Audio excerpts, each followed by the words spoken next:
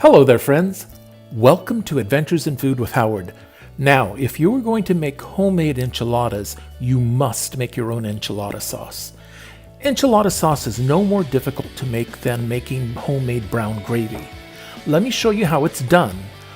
For this sauce, you will need the following ingredients: 4 heaping tablespoons of all-purpose flour, 4 tablespoons of vegetable oil, 2 to 3 tablespoons of chili powder, 1 teaspoon of cumin powder, 1 teaspoon of onion powder, 1 teaspoon of garlic powder, 1 teaspoon of smoked paprika, 1 teaspoon of dried oregano, 1 Knorr vegetable bouillon cube, 5 cups of water, and salt to taste.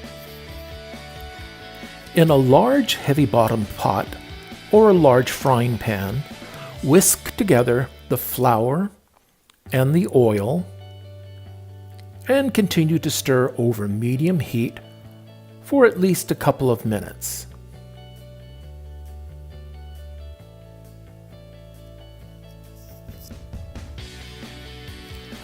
After 2 or 3 minutes, it's time to add the dry seasonings, including the chili powder, the cumin, onion powder, garlic powder, smoked paprika, dried oregano, and finally salt it to your taste. You can buy this combination of spices at the store, but I always think it's better to make your own spice blend. Toast these spices for a couple of minutes by stirring over medium heat until they become very fragrant. And don't be afraid to add a teaspoon or so of oil if the mixture looks a little dry. Next, you will add 1 cup of water to the flour mixture, also known as a roux, and whisk until it's a smooth paste. Continue to add water 1 cup at a time and whisking after each addition until you have added a total of 5 cups of water.